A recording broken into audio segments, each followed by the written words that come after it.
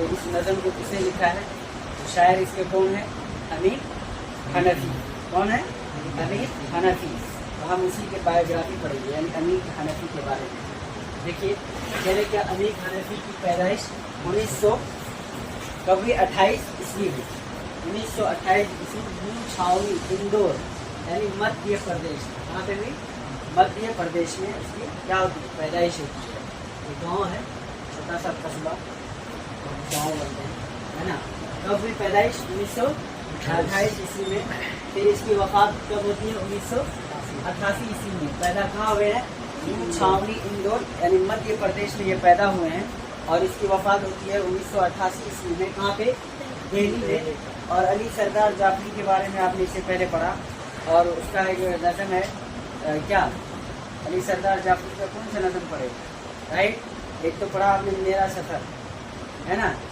और इससे पहला वाला नज़म क्या है? नहीं पढ़ा? नहीं पढ़ा है? अली सरदार जाफरी का नज़म पढ़ा?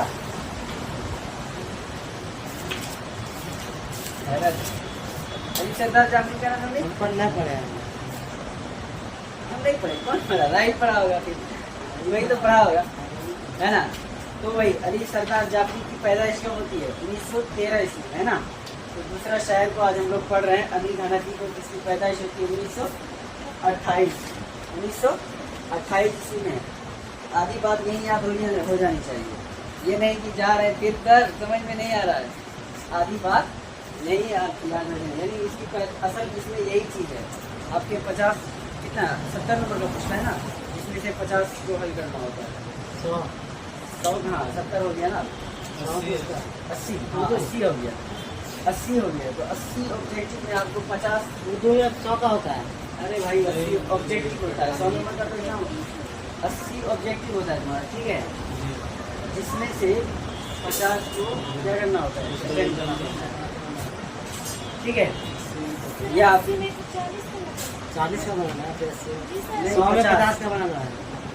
80 में 40 ये 50 है ना जी, देख लेना तुम एग्जाम में पहले। हम दिए एग्जाम चेंज हुआ है, इस बार चेंज हुआ। हाँ।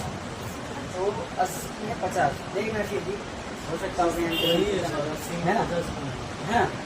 यही तो इसीलिए तो इसमें आपको यही सब पूछेगा, अमीर हनफी की पैदाइश कहाँ हुई, कब हुई, वफात कब हुई और कहाँ हुई, फिर उन्होंने अपनी तालीम कहाँ कहाँ से हासिल की, उसके बाद उनके अदबी ज़िंदगी कैसे गुजरी, उसके बाद क्या है कि उनके कितनी कुतुब हैं, यानी शेरी मजमून या शेर व शायरी की दुनिया में काम किया। तो